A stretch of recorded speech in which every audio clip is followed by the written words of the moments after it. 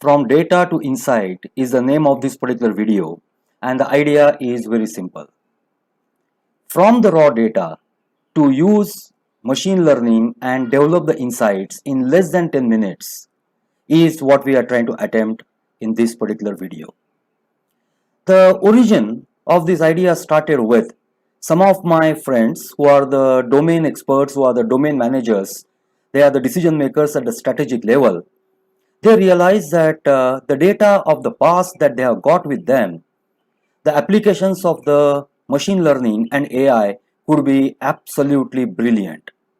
There will be a lot of things available in the applications, through the applications, and using those insights, it will be a far better effective strategy to have the new decisions taken up. Well, to develop the insights out of data, you require to build a model. And to build a model, you require certain basic paraphernalia, like maybe R or Python or any of those particular platforms. Now, to learn at this stage, these programming languages or the programming ways was not a kind of a suitable option for them. So the idea was always hanging that if someone can give me something with which I can have from data to insights using the best of the best tools and techniques available today, that would be a great thing to happen. That will be a kind of a God's given gift to the mankind. Now, learning a new language is something which is going to be always difficult. When I say language, I mean to say the programming language is always going to be a kind of a daunting task. Even attempting by so many people has not really resulted into a favorable outcome. Looking at the plight, looking at the market response to this particular specific situation, Microsoft actually has come out with a brilliant tool. And I have seen the evolvement of this particular tool for a long period of time now, and I realize that this is the exact kind of a tool that most of the business domain experts, those who would like to use the power of AI and ML, they can use it with this. The tool I am referring to or talking about is Power BI. So what we are going to be doing, we'll take two examples. We'll take two completely different data sets. With these particular two data sets, with the help of Power BI, the recent avatar, the most evolved avatar in May 2020, we will use that particular tool and we'll try to see from a perspective of a business manager that from data to the insight has actually become an extremely simple process. Once you get insights, how do you use them? Derive benefits out of the business is of course something that people will be always interested in, but to come to that particular stage, to get those particular results is no more difficult. We will in fact have those particular results in under 10 minutes in each of these particular cases. And if required, I will take a couple of more examples, maybe further more examples which if you can share the data, maybe your examples as well, and we will talk about in our next videos. If required, we will talk about how it can be extended further as well. But let's start. You will require Power BI to be installed on your machines. Power BI is a pretty freely available software. You require Microsoft, sign in for that. You require Microsoft account for that. So if you have got a Hotmail account, that's perfectly all right. Or maybe if you have got a business account, that should be okay as well. I will take you from that particular point onwards. So what we are going to be doing now is very simple. Let's start with that, and therefore I will take you over here to what is called as the Power BI site. So let's go to that particular site, and from here you can navigate and can decide to install the Power BI either for on your local machine, or you can have a Power BI service as well. Well, both of them are equally good. I would still prefer to have this particular Power BI installed on your machine, but if you prefer to have that, so you can have a Power BI service used as well. In fact, let's go over here. Let's go to Power BI download. Okay, so you can download the suitable version for you. So you can use the Power BI desktop. Well, you can go to the advanced download options, and maybe you can choose your own versions of window that you have got, 64-bit, 32-bit, and etc, etc. So you can download those particular things over here. So here is where you can select the language. Please download it. Alternatively, if you are using a Mac or Linux, in that case you can always use Power BI service as well. Now that is not a point of our discussion, and therefore I will not be really spending our time on that. Now once you install this particular Power BI, down in the description box of this particular video, you will notice that I have given two separate data sets. I will introduce you to the data sets. Let me start with the first one, and that particular data set I am calling over here the data set as Cashews data set. Now it's a data set which is about a supply chain management data set, about the quality, about the suppliers, about the transportation, etc. And the database has been floating around on Kaggle. So of course the details about the Kaggle are also given below over there, where you can find this data set. I have slightly modified that particular data set, and the modification is I have just formatted it in a Excel. I have created a table range, so that means I have selected all this particular data and I use this particular one as format as a table. That becomes much easier, and the basic data over here is like this.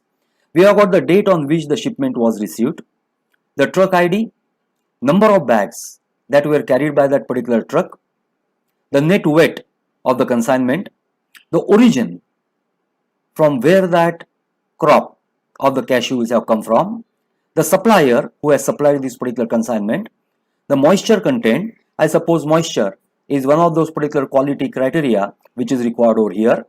Nut count, that means how many nuts go in 1 pound of cashews. Now if the nuts are big in size, there will be less number of nuts. If the nuts are small in size, there will be more number of nuts, and that actually tells you the size of the nuts. Outturn is what we will define over here as our yield. In fact, from the point of view of a business, I would like to have the highest possible outturn. The outturn, of course, is followed by defectiveness. How was a portion was defective in this particular consignment. The price, unfortunately the column is blank. Had that column been filled in, probably we would have had a lot of more insights, but we don't have it, so I will keep it as it is. And the year, month and day segregated, which we could use it, even though in the first attempt we are not going to use that. The last one, of course, is the average weight per bag. Now, well, I am not from the cashew industry, but I have been aware of the cashew things in over there. Any cashew manufacturer or the one who is a processor of the cashews, any processing house, normally has got lots of suppliers, and lots of suppliers supply from lots of different locations. The cashew tree is quite big. It's a plantation. It's quite big, and therefore, depending upon the certain areas, the cashews are procured. Certain areas are known to be good. Certain areas are known to be not so good. By the way, when you talk about cashew, you talk about two things: cashew apple, that particular fruit on the top, and a cashew nut. While we are talking about over here cashew nuts.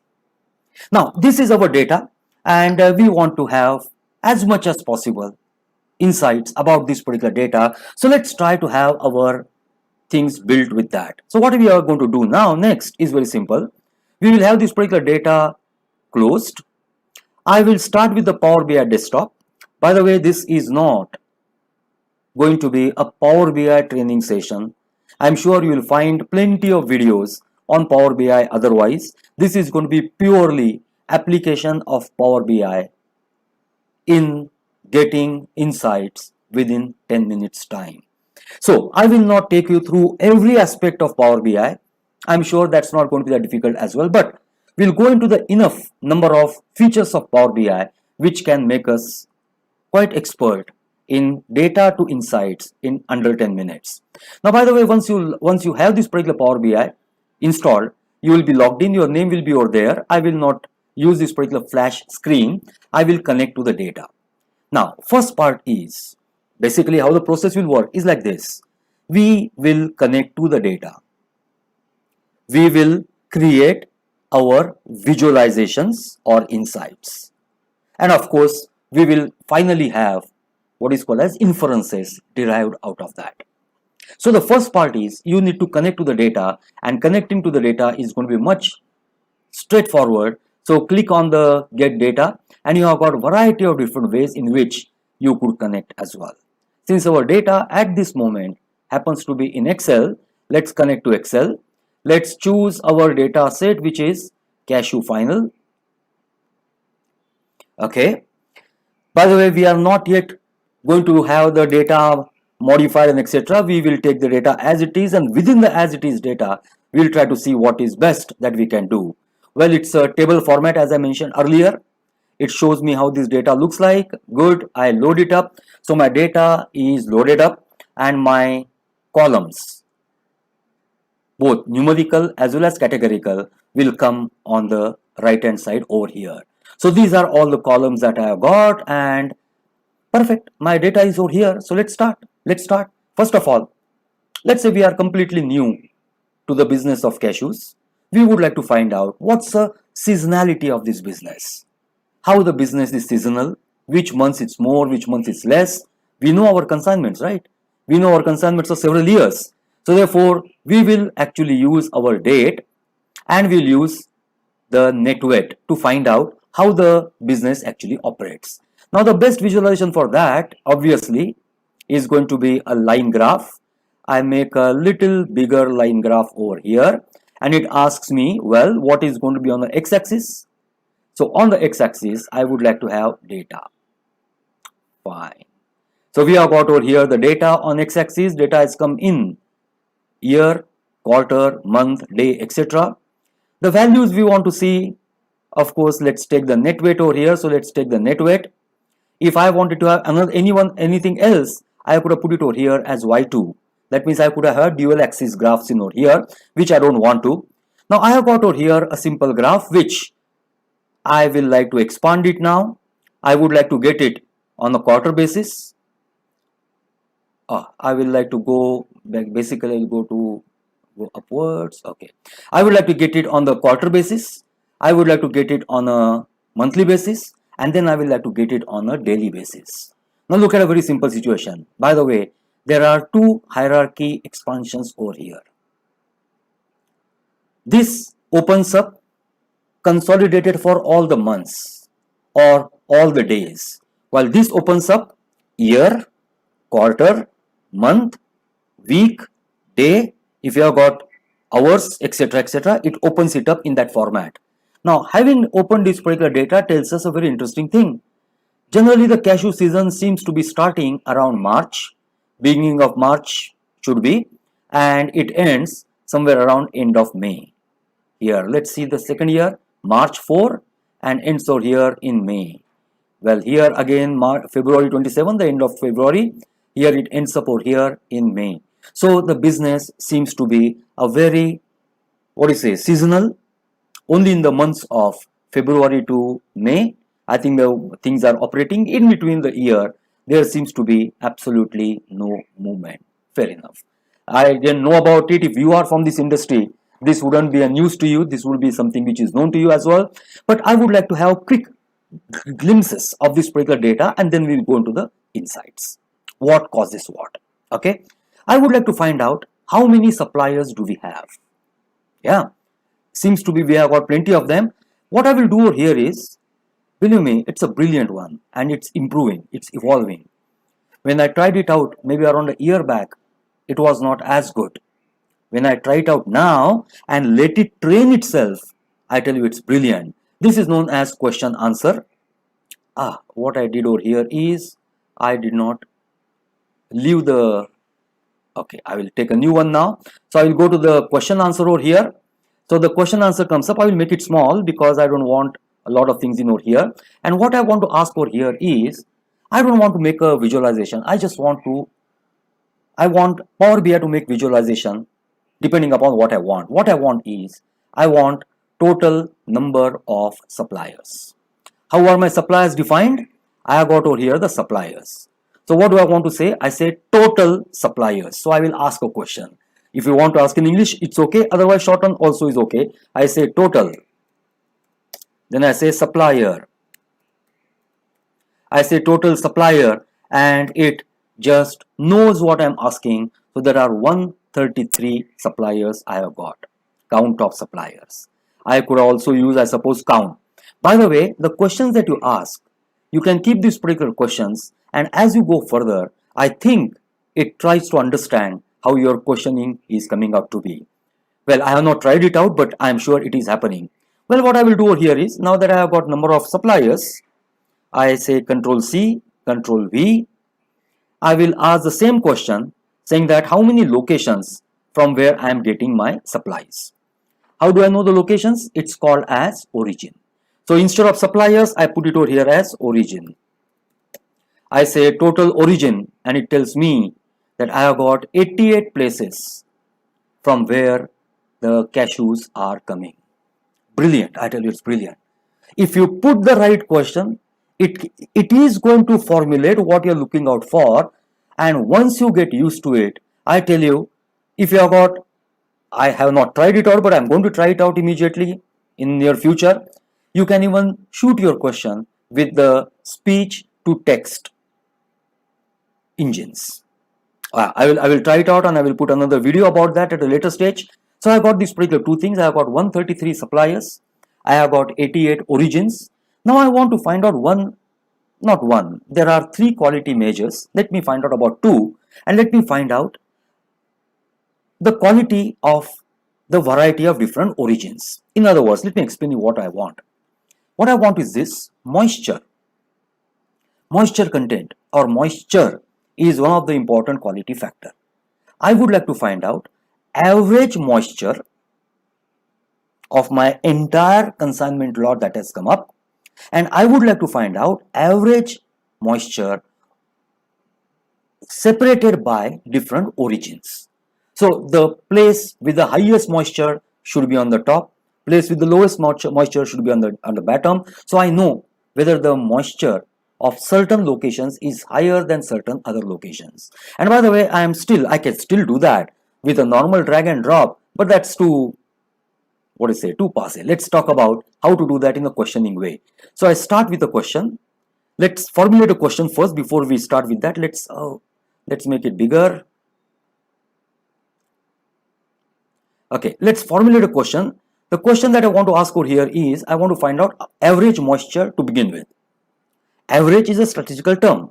I think this fellow should understand. So I say over here average moisture. By the way, how do I tell what am I looking out for? I think that has to match with your column headers. So I say average moisture. Okay, so it's over here. Average moisture is 13.07. But that's not what I'm looking out for. I want to have a complex metric over here. I want to have average moisture by origin. I want to have average moisture by origin, and it has given me that moisture, average moisture for O2 origin seems to be 19.1. Average is 13, much higher than that. O5, O68. So like this is what I'm getting in over here. So a pretty simple understanding. While there are certain places where the moistures are much lesser, a kind of just to get a feel of that. Now, like what I have got over here, the moisture, let's try one more thing out. I will say Control C, Control V, and I will use the same graphics. I will use the same graphics over here, and I will like to get what is called as defectiveness. So rather than using moisture, I will say defective. So average defectiveness or defective, whatever that particular term is. So I get over here what is called as the average defectiveness that I've got. Hey, by the way, there is no end to that. I can look at each and every of the element over here and make a beautiful dashboard. And you might have noticed, if I were to do that without talking, probably this wouldn't have taken more than 3 or 4 minutes. It could have given me a kind of a understanding which is going to be essential for that. But that was not our intention. Our intention was, how does this particular business run? In other words, what is the most important thing for this business? As I mentioned earlier, people in the cashew industry, they say higher the outturn, better is the yield, better are the things. So what I want higher outturn. So what I want is this. In my data, what decides the outturn is anything in my data actually drives the outturn. In other words, outturn depends on what? Of course, outturn is higher, outturn is lower. So outturn is decided by which factors?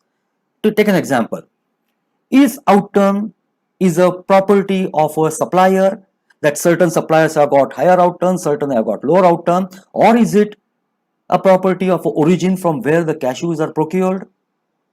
Or is outturn a function of moisture? More the moisture, lesser the outturn, etc. Or is it a function of defectiveness?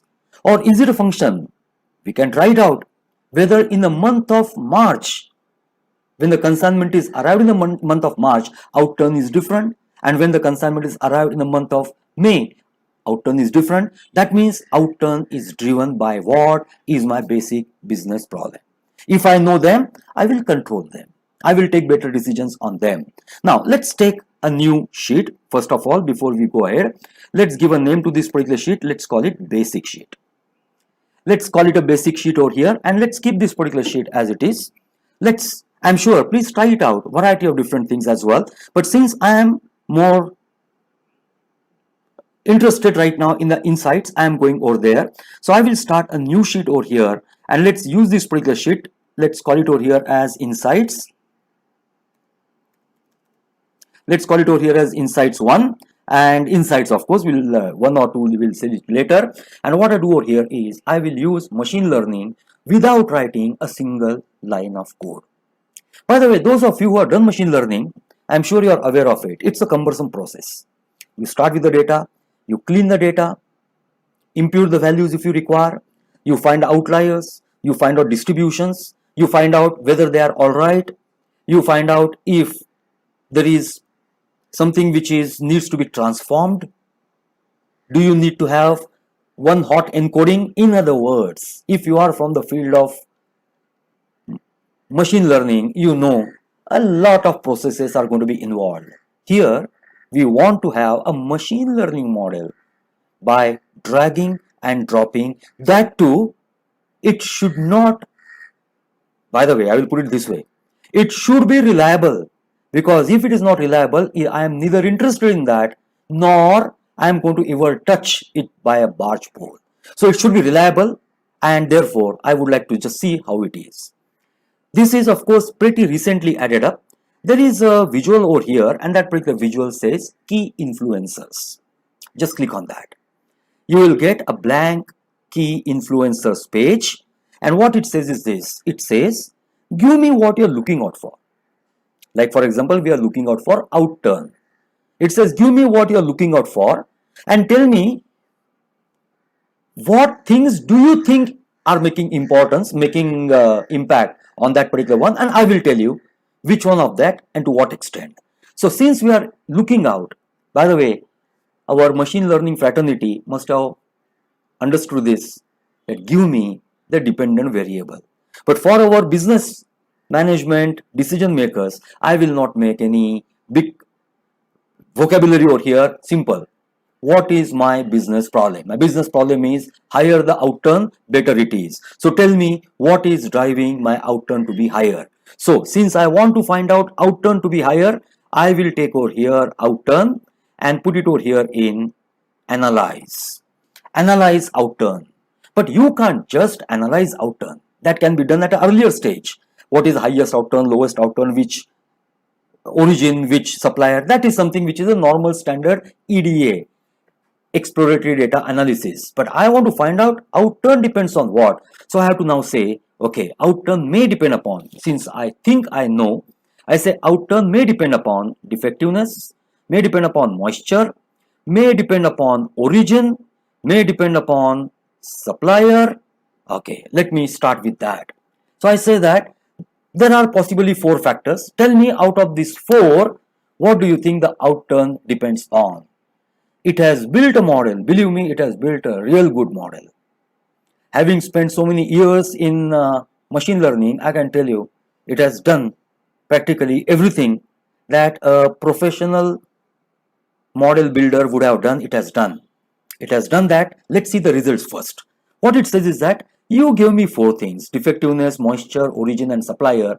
And Power BI is telling you, you have given me 4 things, but actually the only one thing that has an impact on outturn is only one, and that is the defectiveness. When the defectiveness goes down to 6.03, outturn increases. These numbers over here are, I'm sure we'll keep those particular numbers for the moment. We will talk about them in a detailed manner later on. But what it means over here, I'm sure you have heard about what is called as coefficient of correlation and the coefficients as such. We shall talk about them later. The meaning over here is this: what influences outturn to increase, and what influences outturn to increase is the defectiveness going down. Higher the defectiveness, average outturn is lower. So defectiveness goes up, the outturn comes down. Defectiveness goes down, outturn goes up. And well, by the way, I am sure, like the Sherlock Holmes situation, you will say that, so what, I knew that. Oh, perfectly all right, no problem. But I have got another problem. If the outturn depends on defectiveness, what does defectiveness depend upon? Is it because of supplier? Is it because of origin or a moisture, or maybe moisture, or maybe number of nuts and etc.? So what does it depend upon? So therefore now I am going to take one step further. Understood. What is understood is outturn depends upon defectiveness, but defectiveness depends upon what? So we will come to this particular visualization a little bit later. Let's go and start with one more, and let's call it over here as insights 2, where we are interested in doing same thing for the defectiveness or the defective data that we have got. So we'll get it done over here. So we say defective comes in over here to the analysis, and what comes in over there is moisture, supplier, and origin. Okay, now the cat is out of the bag. Actually, look at a very long shot. Outturn depends upon defectiveness, but defectiveness depends upon moisture content. If the moisture is more than 11.96 units, if moisture is more than 11.96 units, defectiveness increases. So as a business manager, what is our simple strategy? Simple. I'm sure it is. We have to ensure that none of our consignments cross the limit of 11.96. Or let's put it this way. Let's see the moisture level that we have got, and let's only choose the consignments if possible. Of course, if it is not possible, all these things are not useful, but I am sure it is possible that henceforth we will only be talking about the consignments which are having the moisture less than 11.96. By the way, you could look at it differently as well. So come over here and say that defectiveness to decrease. We want to decrease defectiveness. Defectiveness to decrease 11.96. Moisture should be less than 11.96, and that's a plain simple business decision which has come out of such a simple analysis. By the way, tell me, where did we write a single line of code? But it has done what in machine learning generally we say supervised machine learning. What is in the background is logistic regression, classification and regression trees. I'm sure a lot of algorithms, lot of data manipulations, lot of data management has happened in over there, but we are here looking out at the best possible results that we are getting in. By the way, I said we'll come to this particular thing again, so let's go back to the insights over here. This is not all. It has given us something more as well. Let's therefore go to the second one called as top segments. Okay, it says, if it were to have a name, which I'm sure in the future it will be like a sci-fi, it may even come out and say that, hey Vineet, look, your data has got 3 segments, and those particular 3 segments are interesting, have a look at them. So I say, okay, show me the segment 1. He said there is a segment 1 over there, and this particular segment 1 is those observations in your data set that I found them, which were defectiveness was more than 0, that means there was a defectiveness, but it was less than 7.75. A segment which was where the defectiveness was less than 7.75, and you will notice outturn was at least 2.5 units higher than the average. That means this particular group of consignments that I got gave me 2.49 or 2.5 units of higher outturn over the normal things. Second segment has given me 2.04, and the second segment is 7.75 to 8.9, and the third segment is defectiveness is less than 10 and greater than 8.9, so 9 and above. So what it means over here is very simple.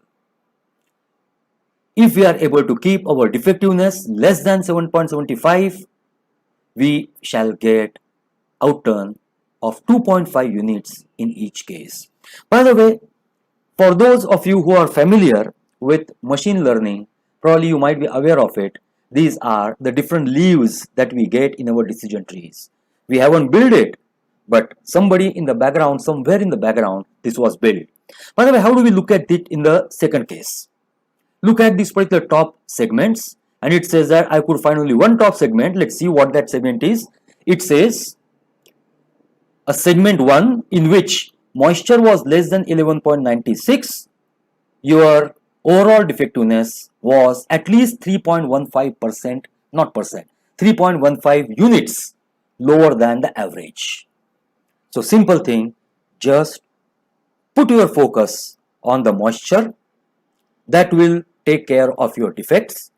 Defects will take care of your outturn, and in just a plain simple workflow, without knowing anything more in this field, we have done this job as well. Well, my purpose for taking this example was just a small demonstration. Certain things deliberately I have left it halfway through. What you can do over here is you can also take other parameters. For example, you can take parameter over here called as nut count. Nut count will tell you whether the defectiveness is more in the smaller nuts or in the bigger nuts. You can even go back and see the moment you start trying it out, there are a variety of possibilities. Instead of calling this months over here as months, 1, 2, 3, 4, 5, you can say you can say February, March, April, May, and etc. And you can even use that to find out where the moisture is higher in which type of months. Well, a completely made Power BI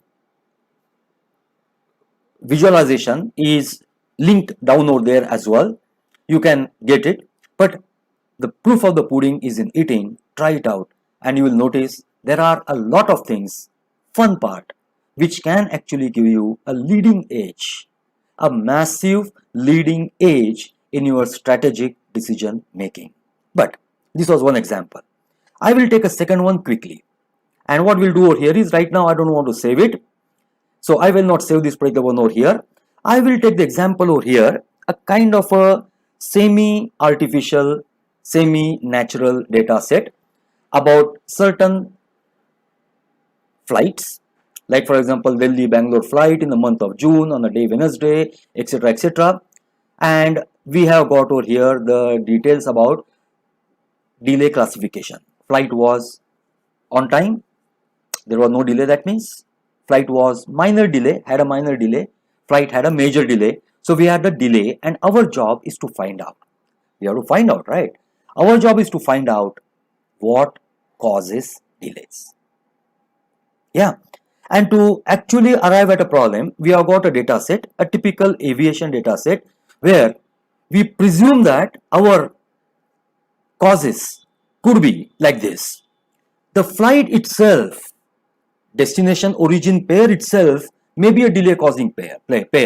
Maybe both the airports at both the ends may cause delay. So is the flight a culprit in causing delay?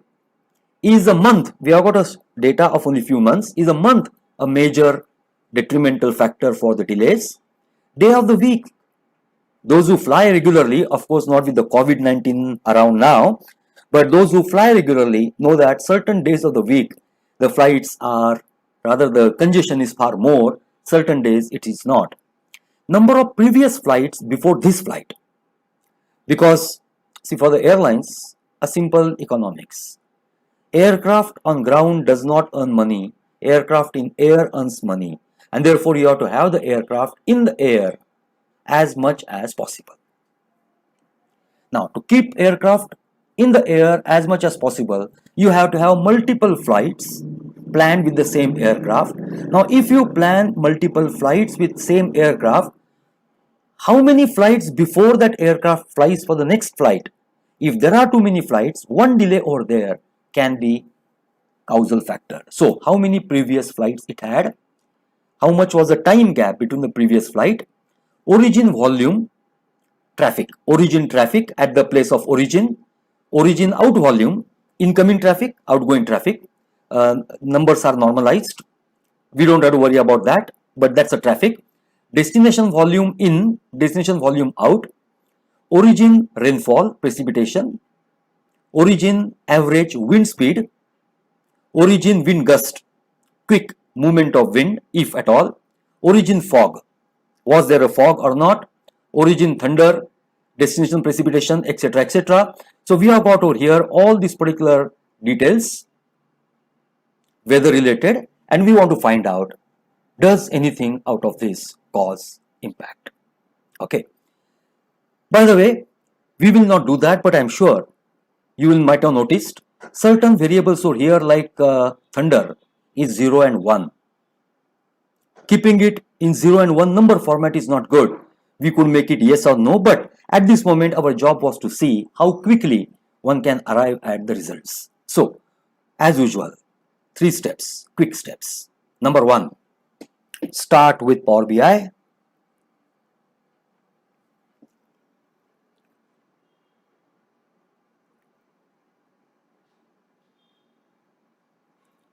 We will connect our data set to Power BI. This time we will not do any visualization, we will directly visualize the causes for the delay.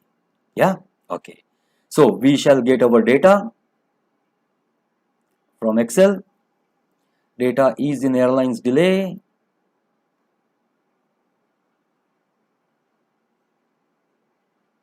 Okay, it's in the table form. By the way, what I will do over here is, I will take one step different than what I had taken earlier. Remember, I said that fog is 0 and 1. Rather than calling it yes and no, I will actually make them 0 means no, 1 means yes, by making them categorical. Okay, how do I do that? Just say transform data. One step, small step, but probably the results quality must be much better. Most of these things are okay from the data point of view, but origin fog. Now this is considering this as a number. We say that no, don't consider this as number, consider this as a text. We say replace. Okay. Similarly, origin thunder, instead of 0, 1, we say that consider this as text. Replace current. I think there will be 2 more for the destination fog and destination thunder.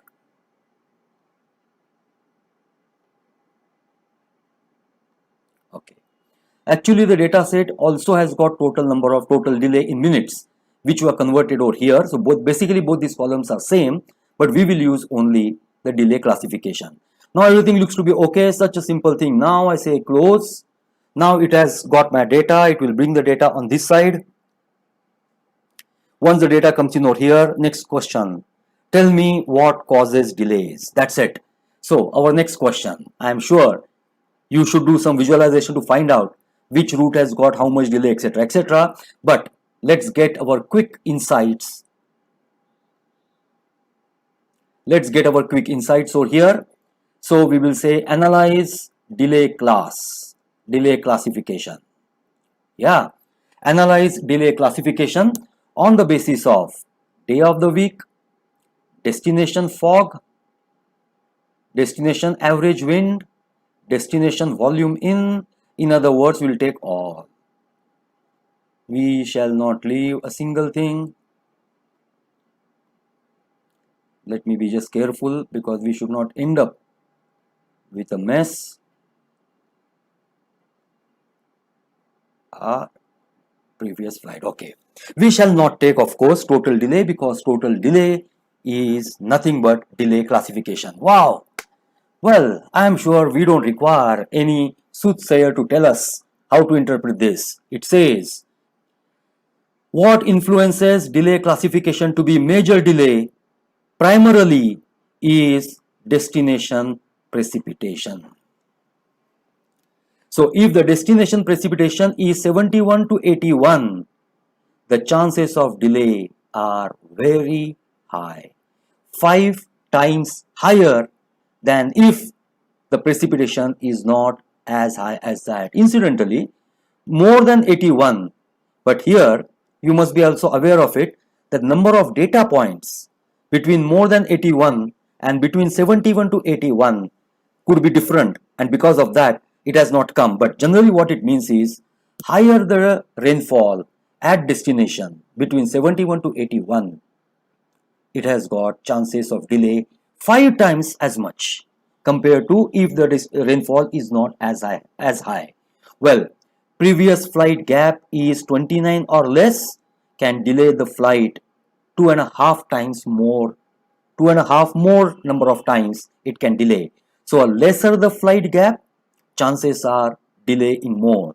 If the previous flight gap is 63 to 65, in that case the chances are lesser compared to the earlier one, but still there are chances. Origin precipitation, yes, plays an important role. Origin out volume plays an important role, but now if you notice, most of them are very close to each other.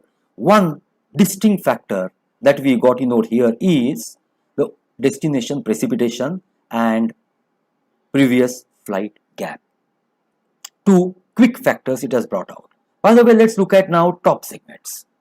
Let's look at the segment over here, and in itself, it's a major revelation, and the revelation is this. Look at it this way. Segment 1, which is origin precipitation is greater than 36 and origin wind gust is greater than 23, combination of that. If there is a combination of this, in that case, the chances of major delay is 35%, while average chances are 16. So if I know two things now, origin precipitation is more than 36 and origin wind gust is more than 23 or 24, I know there is a 35% chance that the flight will be delayed. Hey, wait, we have got furthermore. Let's click on this. I tell you, this amazes me to no bounds. It has told me that under this segment, major delays, Wednesdays have got major delays, while Mondays, same segment, by the way, the segment is not changing. Which segment? Origin precipitation greater than 36 and the origin wind gust is greater than 23. If this is true and if it is Monday, no delays will happen. Rather, the no delays is much higher. Well, on Friday, the delay may happen. So, for this segment itself, now look at this. To arrive at that, I am sure it wouldn't have been that difficult, but it would have taken certainly a lot of time to arrive at this, that there is a segment which has got substantially higher delay, but even if that segment is involved on Monday, the delay is not there. Now, that is something we are getting on the day of the week. We are getting it in terms of destination fog. If there is a fog, there is no delay. That means the fog apparently doesn't really create delays. If there is no fog, the delay is as it is. So therefore, the delay and fog seems to be not connected. Well, look at Bangalore-Bombay flights. In this segment, there are major delays and minor no delays, almost equal. Bombay-Bangalore flight, however, no delays, Bombay, Bangalore, reaching Bangalore. Bangalore, Bombay, there are major delays. Bombay, Bangalore, there are not major delays. There are more of a no delays. Interesting. That means destination is a Bangalore. Flight is arriving to Bangalore. In that case, the delay seems to be much lower. Bangalore, Delhi. Let's have a look at it. The delay seems to be lower. Bangalore to Delhi. Now, for each of the variable that we have got analysis, and each of this gives us a tremendous insight onto the data. And you might have noticed that machine learning is a lot of work to arrive at a model and then slog to get the insights out of it. Now, what this tool is doing, prima facie, looking at it, is it takes away that toil of working very hard on the data and building a model. It just makes a model and makes it available. By the way, this was just an attempt to bring to the domain managers, the decision makers, that machine learning is not some mumbo jumbo that you have to learn Python or R or any of those programming languages. Machine learning is about insights, and there are tools available which are doing this particular job as well. This is maybe a beginning, but I do not know. I would like to have a look at your feedback on this. If you wish, I would like to take more data of this type, more real data coming from the real industry to analyze, to see the insights. Maybe I will take data on which some people have already built the models like Kaggle. We can take a couple of good contests from Kaggle and can have a look at it. But please have a look at this particular one. Please try it out. And if you wish we to have more discussions on this, I will be very happy to take up few more videos on certain problems of different nature, where we can go and explore a machine learning model along with this model and compare it and see that did we do it right or where did the things go wrong. But let me give you a heads up on that all the data sets I have handled so far from the real businesses, from my clients, what I have handled on this, like what we have done now, and what I have done with machine learning in the background, I haven't found out anything which is greatly deficient. If I come across, I will not only bring it to your attention, I will bring it to the attention of the community as well. But as of now, I haven't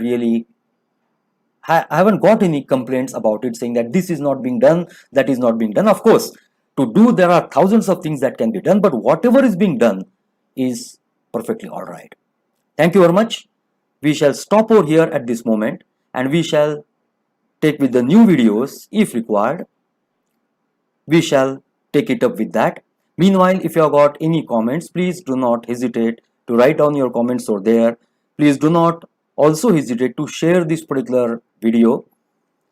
Well, I am not into the subscriptions and number of views and etc., but definitely would be very happy to have these particular videos shared so that we can have a kind of a community where we can work out these particular things up. This video stops over here, and we shall again catch up in future. Thank you.